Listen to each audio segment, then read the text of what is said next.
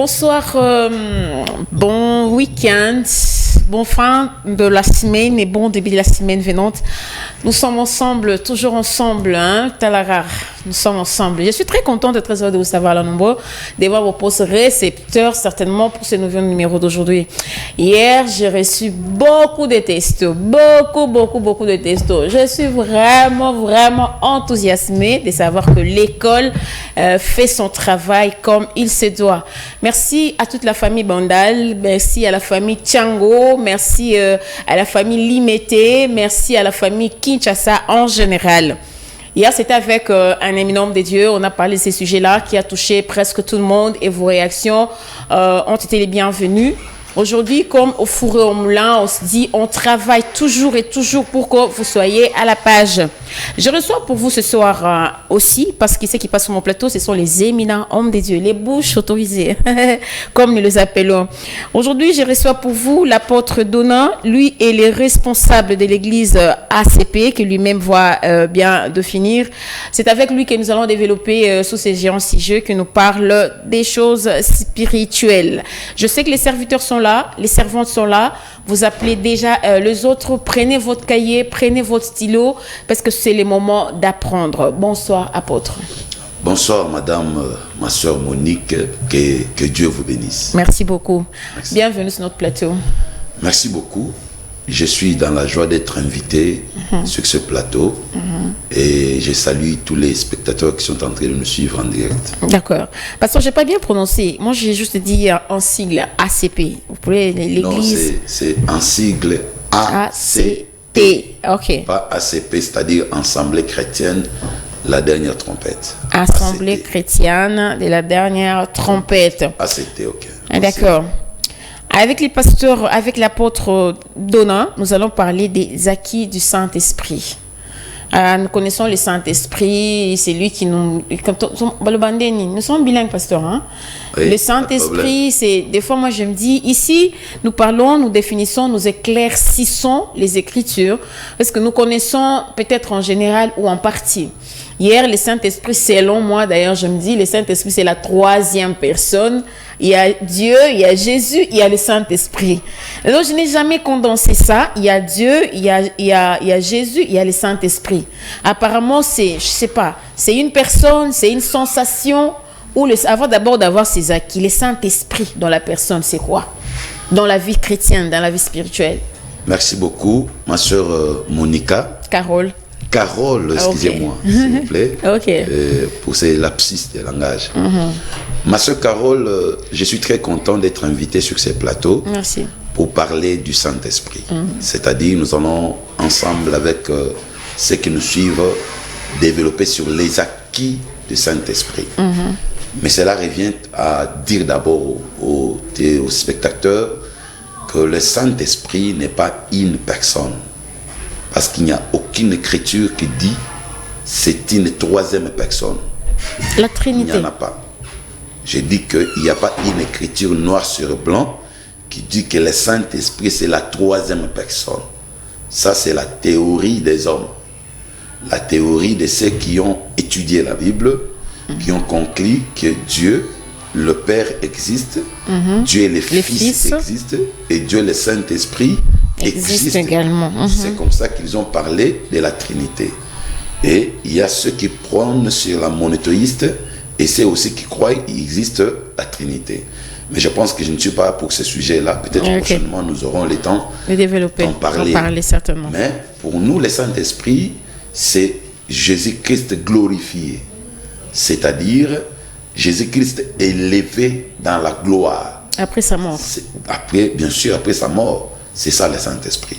Ce n'est pas une troisième personne, mais c'est Dieu lui-même dans la phase de la glorification de Jésus-Christ. Parce que nous sommes dans Jean chapitre 14, verset 16 à verset 17.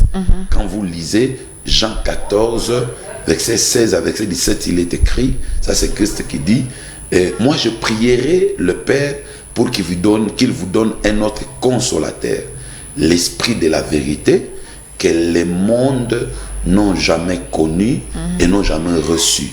Mais vous êtes avec lui, il demeure près de vous et il sera en vous. Réalise un peu ça. Moi, je suis avec vous, on est en train de discuter. Je te dis, maman Carole, moi je m'en vais, je prierai le Père pour qu'il te donne un autre consolateur à part moi. C'est qu'il a masqué, c'est-à-dire que je veux rentrer encore. Bien sûr, d'ailleurs, vous avez anticipé. Donc, je prierai le Père pour vous donner un autre consolateur à part moi. Mais ces consolateurs, le monde ne les connaît pas parce qu'ils n'ont jamais reçu. Mais toi, au moins, tu les connais parce qu'il vit à tes côtés et il sera en toi. Donc, il parlait de qui?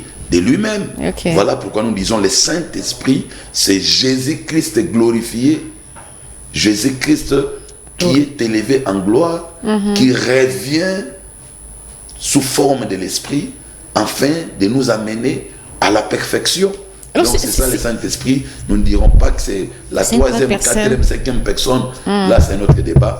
Je pense que c'est ce que nous croyons. C'est ce que l'Écriture dit. Je reprends la parole pour savoir un peu pourquoi Jésus parlait beaucoup plus en parabole. Puisque quand ici, nous venons de comprendre qu'il est un. Mais quand il parlait deux fois, c'est dire c'est lui qui me voit le Père. Pourquoi ne pas dire c'est moi le Père ou moi le Saint-Esprit? Jésus parlait en parabole pour plusieurs raisons.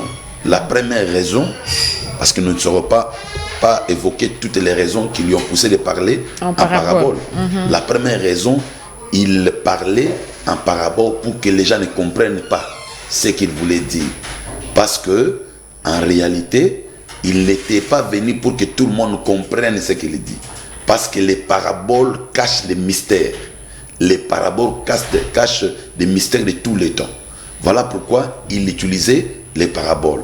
Parce qu'il y a une écriture qui dit « J'ouvrirai ma bouche en parabole pour que les gens ne comprennent pas ce que j'ai dit. » Ça, un psalmiste qui a chanté, il a dit « J'ouvrirai ma bouche en parabole. » Donc Jésus-Christ utilisait les paraboles pour, n'est-ce pas, que les gens ne comprennent pas ce qu'il disait. Mais apparemment, parce que ce qu'il disait était destiné à une catégorie de gens. Mais même les disciples apparemment demandaient toutefois. Oui, bien sûr, mais à côté, la Bible dit, il les expliquait ces paraboles dont il utilisait là. Parce que tout le monde n'avait pas la possibilité d'avoir l'accès à ces paraboles-là. Ça, c'est la première chose. Un langage, parce que nous disons que les paraboles de Christ, c'est le bégayement de Moïse. Parce que Moïse parlait en bégayant. Il aura fallu que Aaron soit là pour interpréter, pour expliquer ce que Moïse disait. Vous comprenez? C'est comme ça que quand Christ parlait, il utilisait des langages codés pour que quand Aaron va venir, le Aaron qui est le Saint-Esprit, quand il va venir, il va tout expliciter. Aujourd'hui, là, il n'existe pas de mystère. Parce que l'esprit qui est donné à l'Église nous permet de déchiffrer les codes des paraboles, de déchiffrer la pensée cachée de Dieu. Donc, je pense que toutes les paraboles que vous connaissez, que ce soit du Semeur et consorts, ce sont des mystères cachés que le Saint-Esprit a révélés maintenant à l'Église pour que l'Église puisse non seulement avoir la connaissance, mais aussi avoir la vie. Ça, c'est la première chose. Okay. La deuxième chose, j'allais dire que Jésus-Christ utilisait aussi des paraboles. Pourquoi? Parce que le temps de dur de s'ouvrir n'était pas encore là. Il a dit quelque part que il dit à ses disciples, j'ai encore d'autres choses que je peux vous dire, mais pour le moment vous ne saurez pas les supporter. C'est comme ça. Donc il ne pouvait pas tout dire, parce que le fait seulement de dire qu'il est fils de Dieu, ça lui a coûté la vie.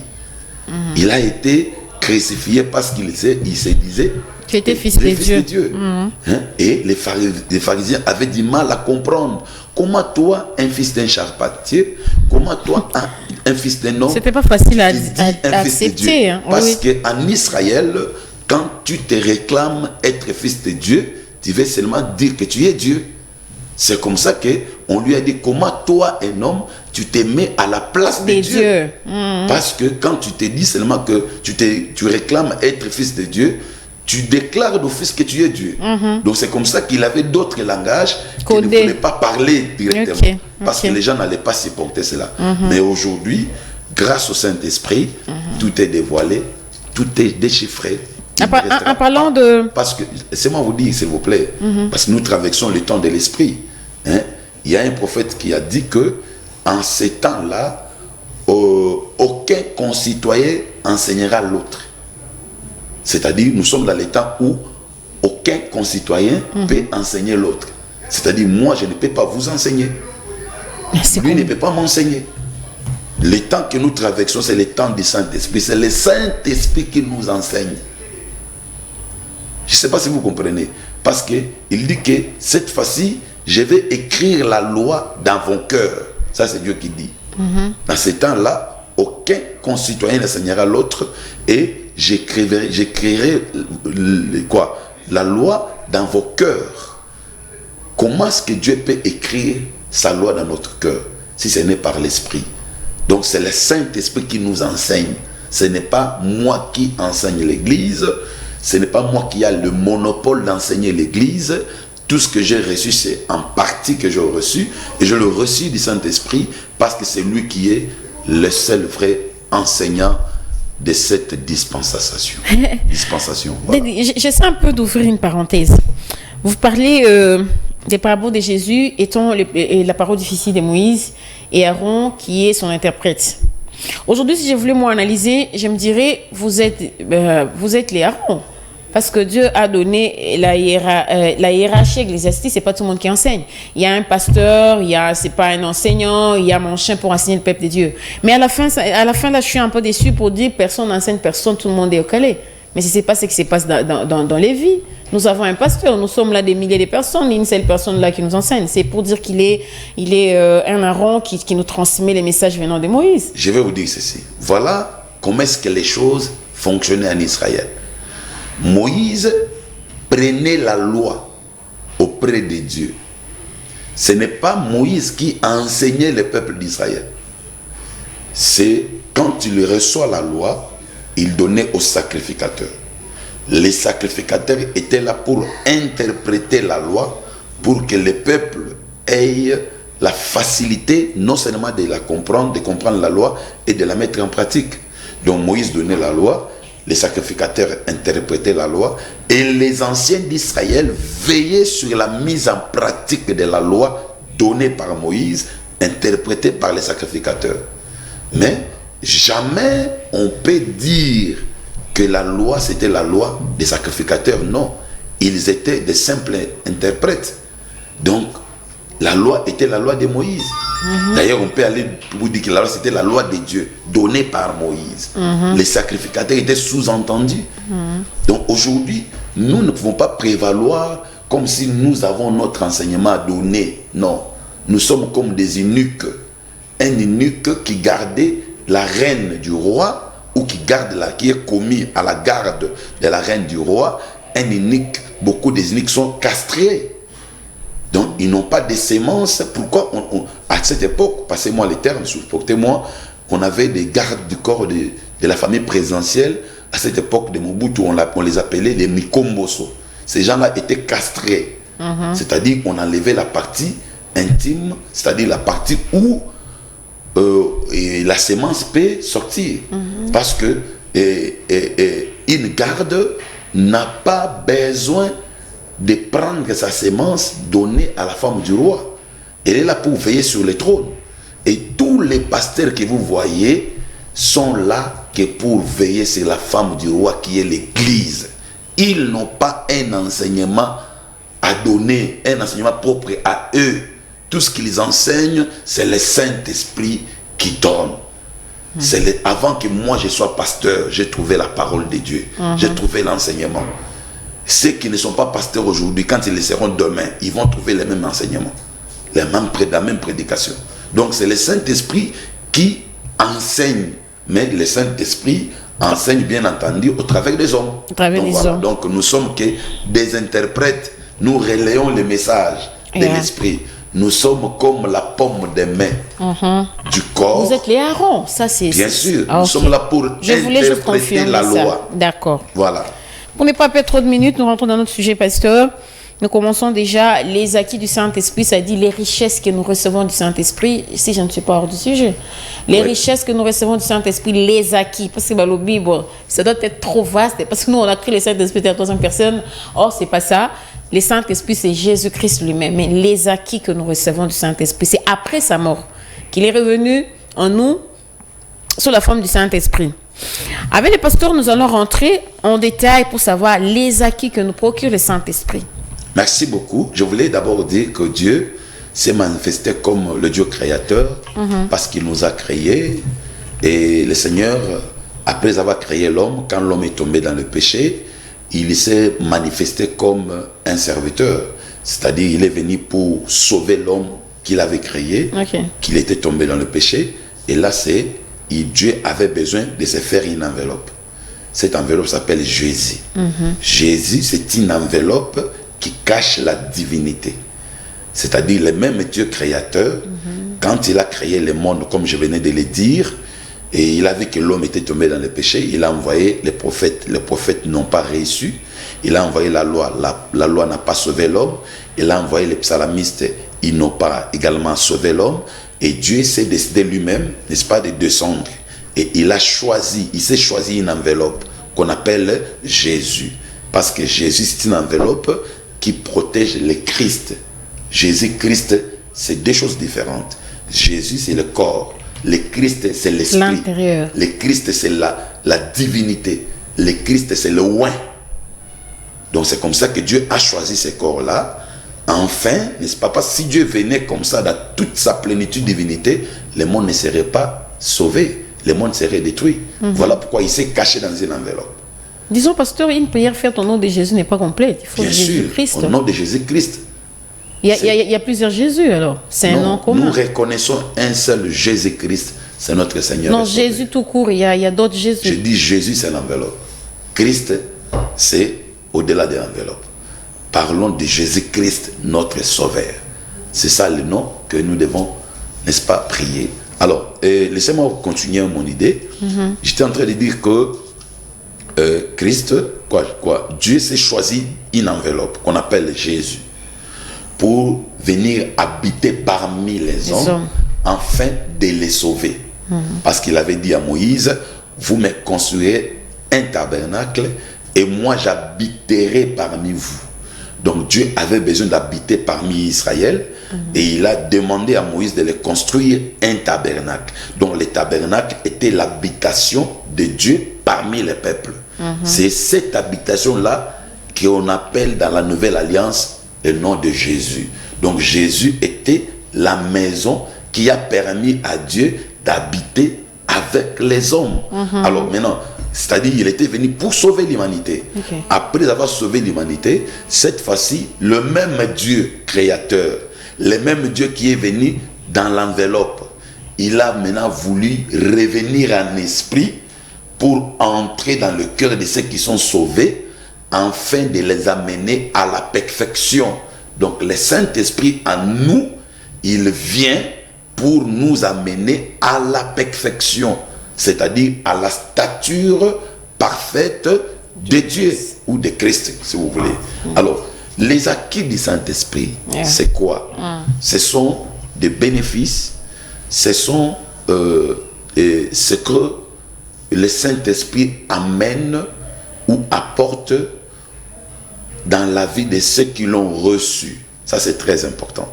Tous ceux qui ont reçu le Saint-Esprit, ils sont bénéficiaires de certaines choses que nous allons ici énumérer. La première chose, le Saint-Esprit, quand il vient dans l'homme, il amène son identité. Ça, c'est très important. On va parler sur l'identité du Saint-Esprit. Après, le Saint-Esprit va amener ce qu'on appelle les dons. Les dons. Après, nous allons parler encore sur les dons. Et puis, le Saint-Esprit, n'est-ce pas, va amener l'état de l'adoration dans l'homme. Nous allons seulement parler de 3 points là, parce qu'il y en a beaucoup. Nous allons parler de 3 points. L'identité, c'est quoi? L'identité, c'est la nature divine. L'identité, c'est la vie même du Saint-Esprit. C'est la vie de Dieu. C'est, j'allais dire, la nature divine. Le Saint-Esprit ne peut pas te donner les dons spirituels si au préalable, la nature divine n'est pas en toi ou n'a pas été donnée. Et puis, laissez-moi vous dire, je ne dirais pas la plus importante, parce que tous les acquis là sont importants.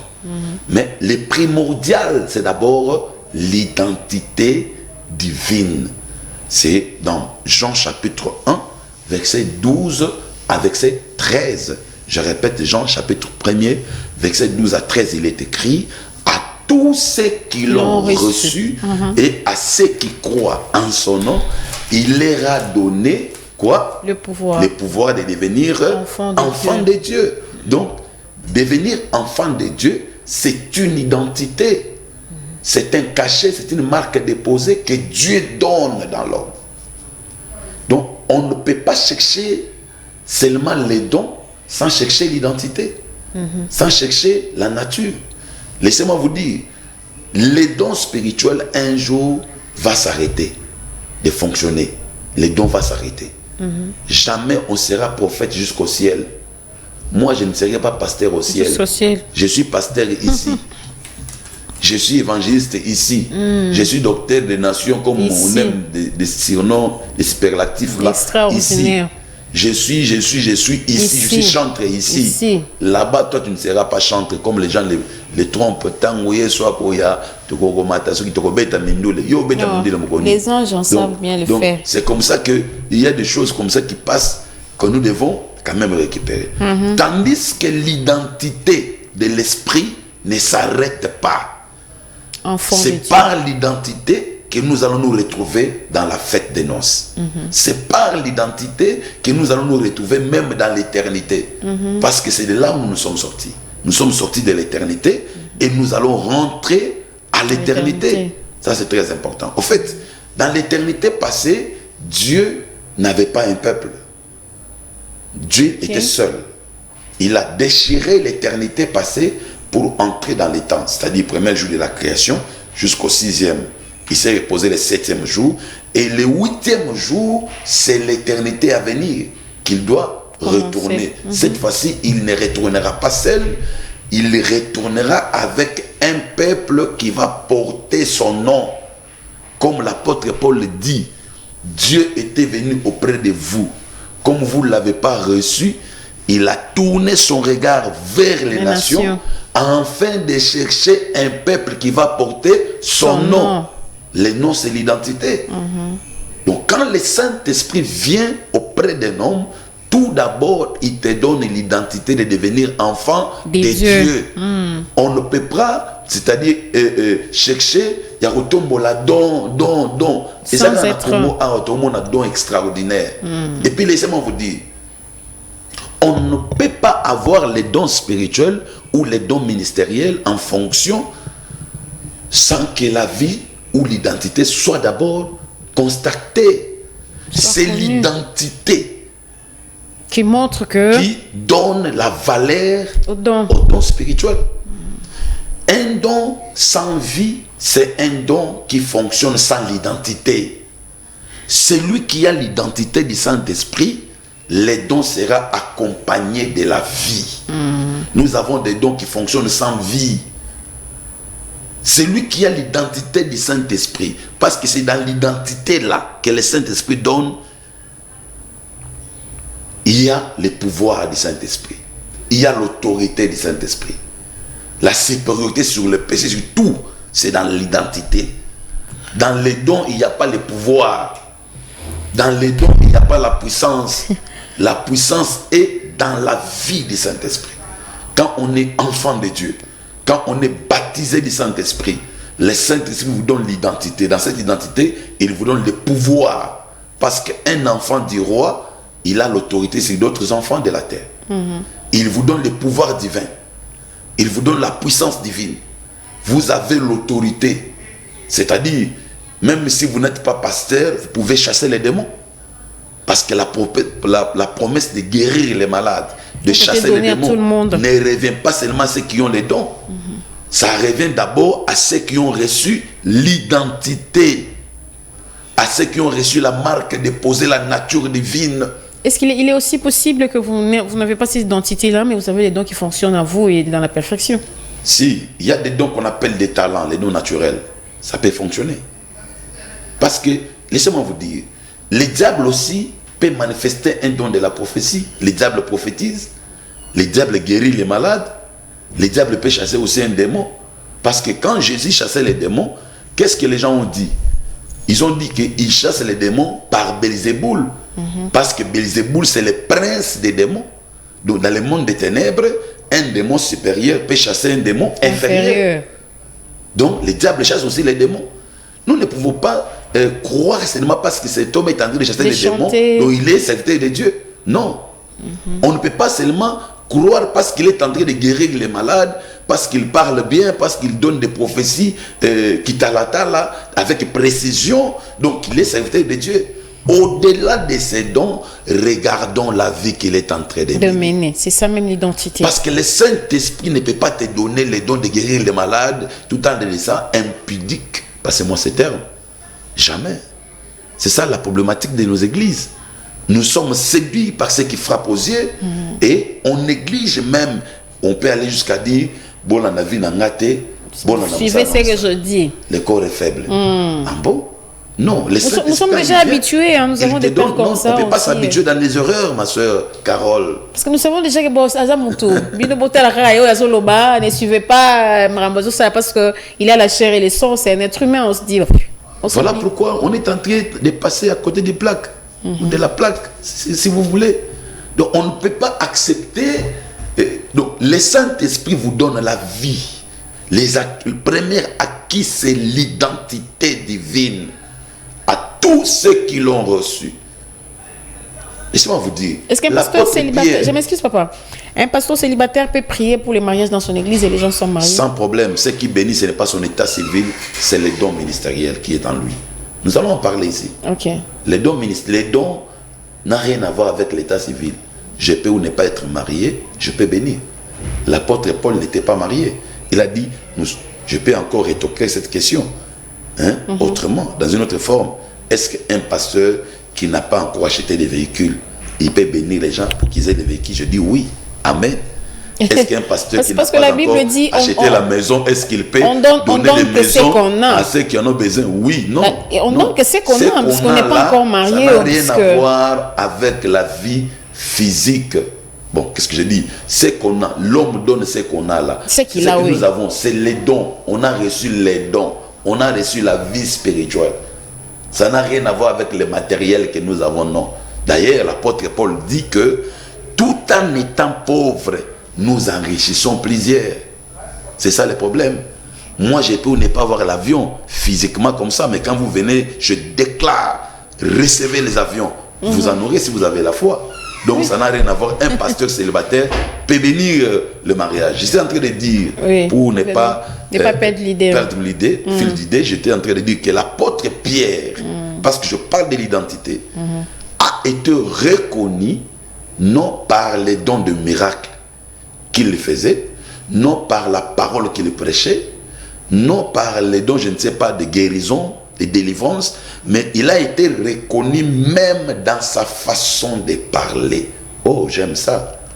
La femme l'a dit, toi tu étais avec Jésus. Non, je n'étais pas avec lui. Toi tu étais... Non. La femme lui dit, même ta façon de parler, ça prouve que toi tu étais avec lui.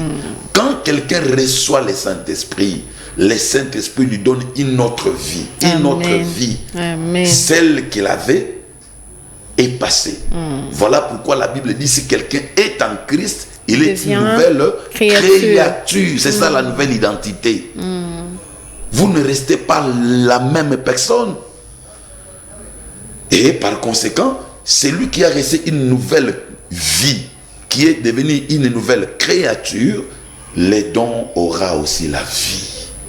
Parce que c'est possible que en prophétisant seulement comme ça, vous prophétisez et la personne reçoit la guérison sans qu'on puisse le toucher.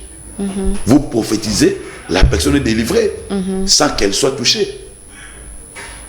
Et cela peut être possible si l'homme de Dieu garde encore l'identité divine, garde encore la vie du Saint-Esprit.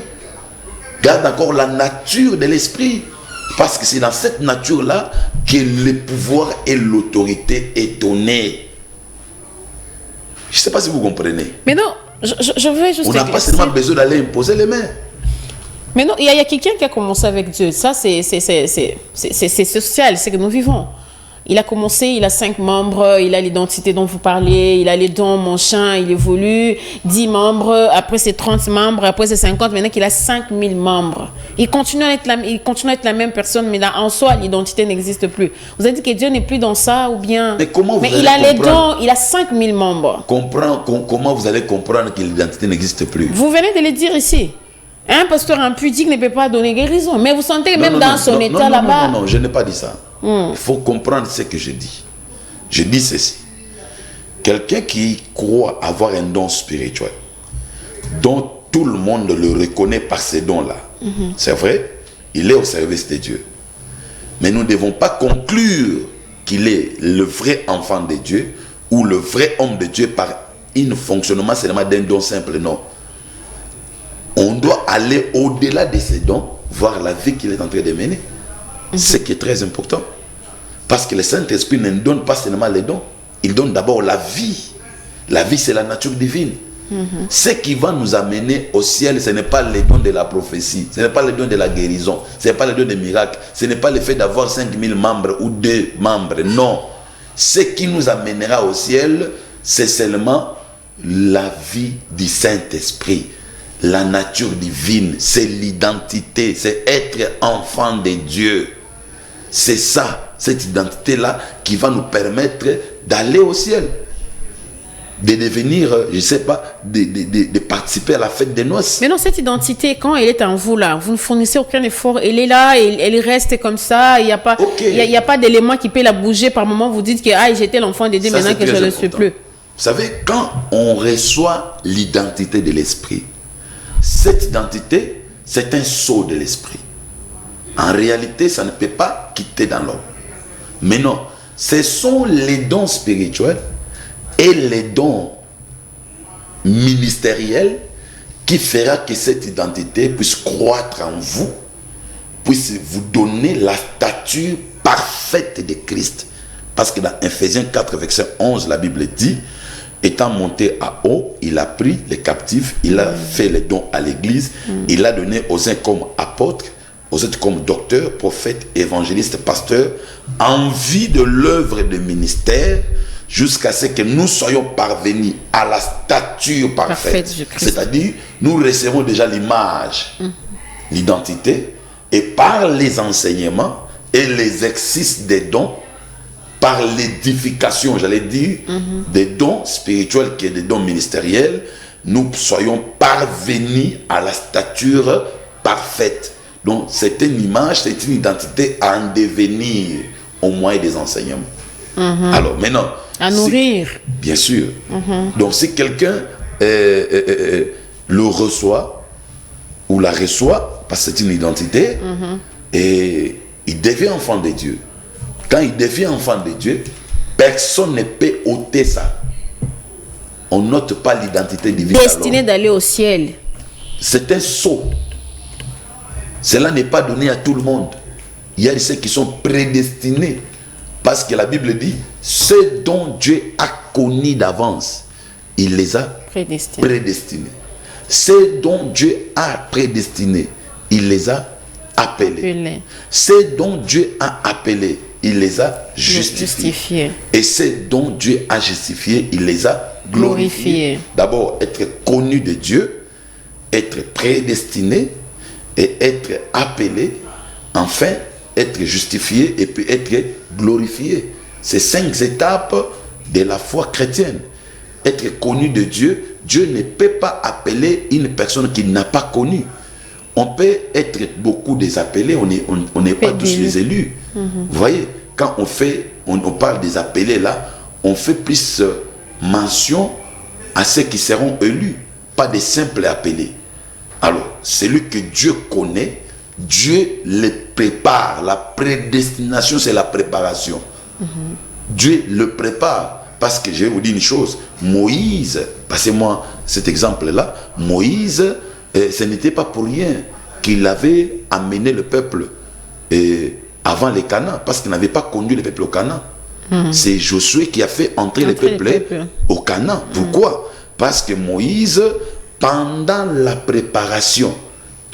préparation, pendant sa prédestinée ou sa prédestination, il n'a pas été question de faire entrer le peuple au Canaan.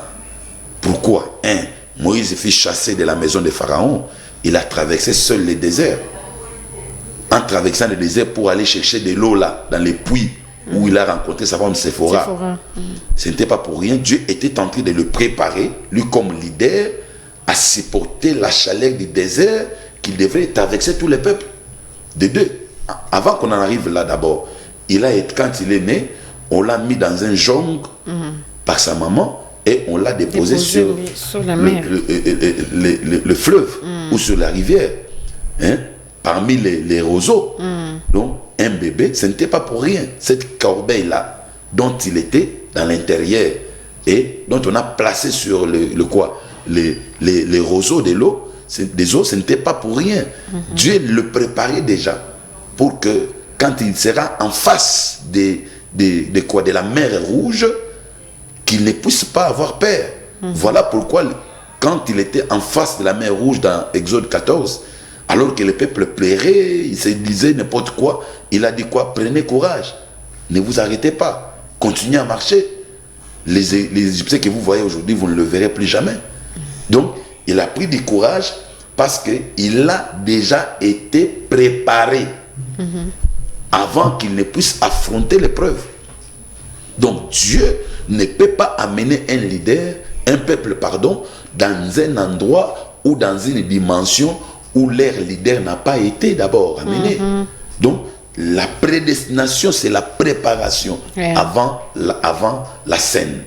Donc, on prépare les missions avant la scène. Bien sûr. C'est ça. Donc, la prédestination. Ce dont Dieu a connu, il nous a prédestinés. Nous sommes serviteurs de Dieu parce que Dieu nous a préparés à les devenir. Ce n'est pas notre choix. C'est ça. C'est la prédestination de Dieu. Mais cela ne se limite pas là. Quand vous êtes prédestiné, vous devez accepter l'appel. Dieu peut vous appeler par la parole, par n'importe quelle voie, quand il vous appelle. Pour accepter l'appel, il y a deux conditions. Il y a la foi en Jésus-Christ. Vous devez croire en Jésus comme Seigneur et Sauveur. Ça, c'est très important. J'insiste. Il ne faut pas seulement l'accepter comme Sauveur. Parce qu'ici, beaucoup de gens acceptent Jésus comme Sauveur. Mais pas les seigneurs qui dominent dans leur vie. Lui, il va être dominé par lui-même. Mais c'est Jésus qui va les guérir, qui va les protéger, qui va combattre pour lui contre les démons. Donc, vous acceptez Jésus-Christ comme Seigneur et Sauveur et vous repentez de vos péchés. C'est quand vous accomplissez ces deux choses que je viens de citer, la repentance et la foi, c'est alors que vous avez accepté positivement à répondre à l'appel de Dieu. Et quand vous acceptez l'appel de Dieu, c'est Dieu qui vous justifie. La justification n'est pas votre affaire. C'est Dieu lui-même qui vous justifie. C'est-à-dire, la justification, c'est comme une imputation. La Bible dit, Abraham crut en Dieu et cela lui fit imputer à justice. Ça veut dire quoi? Abraham, il n'était pas juste devant Dieu. Notre père Abraham, qui est d'ailleurs le symbole de notre foi, il n'était pas juste devant Dieu. Mais parce qu'il avait foi en Dieu, Dieu lui a imputé la justice. C'est-à-dire, l'imputation, c'est le transfert. Si je vais imputer votre compte bancaire, je vais vider mon compte à moi au profit de votre compte. Donc, c'est ça l'imputation. Je prends dans mon compte, je vide mon compte pour vous les donner. Donc, c'est comme ça. Je dépouille mon compte pour vous les donner. C'est ça l'imputation. Je m'appauvris pour vous enrichir, en quelque sorte. C'est ça la justification. Et vous allez comprendre que Christ, sur la croix, il n'était pas péché. Il n'avait pas commis le péché. Mais il s'est dépouillé de sa justice, de sa sainteté, pour nous donner. Il s'est dépouillé de sa vie pour rester nu, en fait de nous rhabiller. Donc nous sommes saints, pas parce que nous commettons la justice, mais parce que Christ nous a rendus justes. Il nous a imputés. Il a c'est-à-dire, il s'est substitué à notre place Ok. pour nous donner son identité de la sainteté. Quand Dieu regarde, il voit Christ sur moi, mais il peut écouter ma voix. Yeah. Comme Isaac avait dit à Ésaü, à Jacob. La voix, c'est la voix de Jacob, mais tandis que le corps, c'est le corps de qui? D'Ésaü. C'est ça la justification. Amen. Donc Christ nous donne sa vie tout en gardant aussi notre nature faible, notre nature de la chair. Mais cela ne nous permet pas de demeurer dans les péchés. Oui, la nature que Christ nous donne là, la vie que Christ nous donne là, c'est pour perfectionner notre faiblesse, afin que nous soyons parvenus à sa stature parfaite. C'est ça l'identité divine. La télé nous fait défaut, hein. Papa, c'est bien 3 points, mais on a parlé seulement de l'identité. Je crois très prochainement. On est déjà à la fin. Oui, presque à la fin, c'est les 45 minutes, c'est comme 45 secondes. Surtout quand vous êtes dans l'ambiance, c'était parlé. Là, nous avons parlé, je crois qu'il y a encore des choses sur l'identité, c'est pas encore fini. Je crois que papa sera le nôtre vraiment pour finir avec l'identité, parler de les 3 points qu'il a évoqués. Bon, la télé, c'est la télé. Ici, avant les temps, c'est pas les temps. Après les temps, c'est pas non plus les temps. Papa, un dernier mot pour la séance d'aujourd'hui. Je voulais dire à mes frères et sœurs, repentez-vous. Amen. Recevez le Seigneur Jésus-Christ dans votre cœur, vous qui n'êtes pas encore dans le Seigneur. Amen. Sinon, privilégions l'identité, protégeons l'identité divine. Être enfant de Dieu, c'est un privilège. Amen. Être enfant de Dieu, c'est plus que d'être riche. Amen. C'est plus que d'être une star. C'est plus que d'être une autorité. Parce que tout ce que nous avons vont s'arrêter un jour. Ok. L'autorité, le pouvoir, la richesse s'arrêtera un jour. Les dons spirituels vont cesser de fonctionner. Mais l'identité divine nous amènera jusqu'au ciel. Amen. C'est ce qui nous permettra, n'est-ce pas, de rentrer à la maison qui est de notre Père. Merci. Et l'adresse de l'église pour... L'église, c'est dans la commune de Ntsele, quartier Mikonga et Fobank, sur boulevard Lumumba numéro 29. C'est là où nous sommes. Si vous avez besoin de nous, les numéros de téléphone.